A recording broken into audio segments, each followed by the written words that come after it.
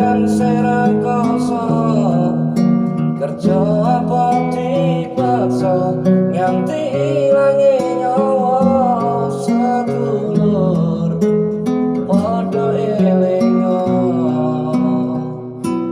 sedulur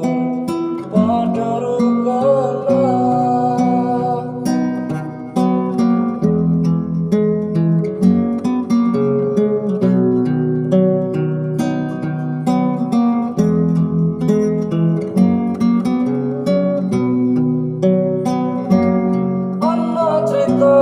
Proklamator Bung Karno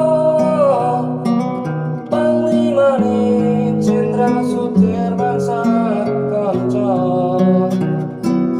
Bung Hatta penasihat luhur negara Bung Tomo sing jaga kutha Surabaya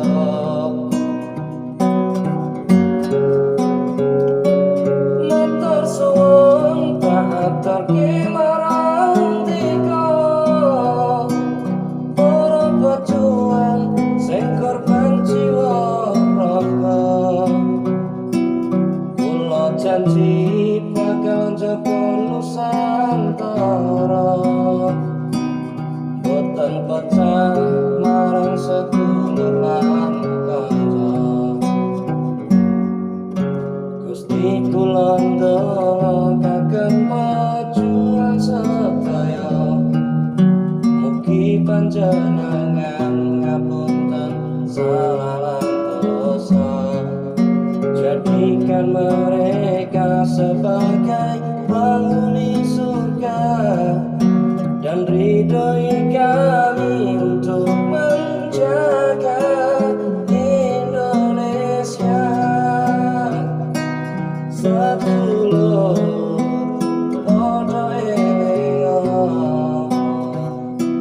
sedulur padha rukuna ana crita proklamator Bung Karno Panglimane Jenderal Sudirman sakanca Bung Hatta penasihat luhur negara Bung Tomo sing jaga kutha Surabaya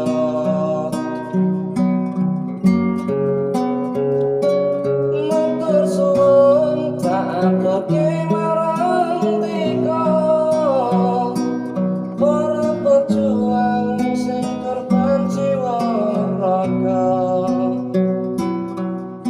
janji bakal jaga Nusantara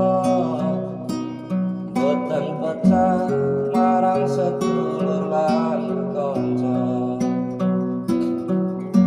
Gusti kula ndongakaken pejuang sedaya